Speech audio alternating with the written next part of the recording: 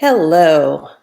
Hello, everyone. I am Dr. Leslie Sharp, and I am coming to you here today with something new.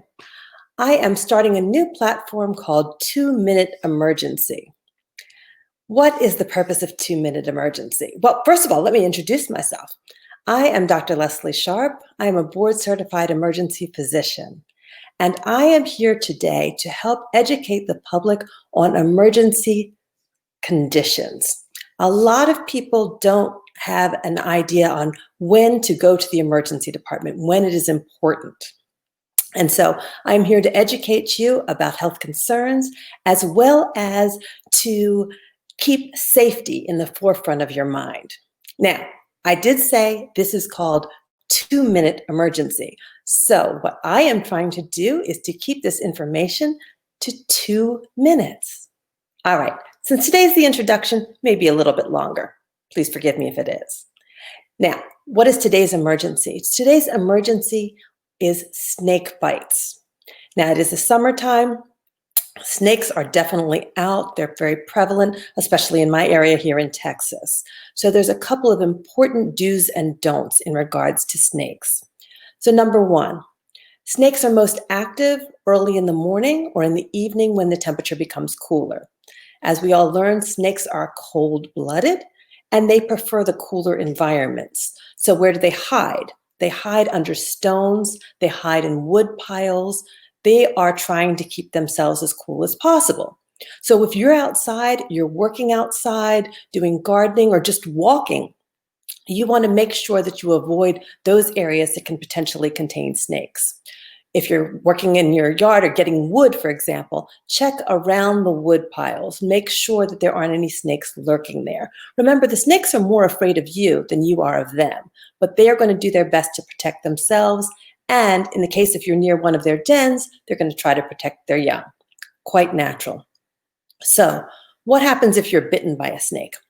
Number one, do not try to suck the venom out of a snake bite. You can cause yourself more harm because now where that was localized in one spot, you're now ingesting some of that venom and it's going all through your body. Number two, do not put a tourniquet on a snake bite. The reason is we used to do that. That used to be the common thought, but you don't want to restrict the blood flow to that area. At the same time, you want to keep calm.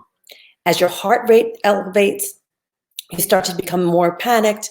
You're increasing the blood flow to that area, pardon me, disproportionately, so you're more likely to get increasing spread of that venom. You also don't want to cut the wound. People used to think bleeding out the area. No, definitely do not do that.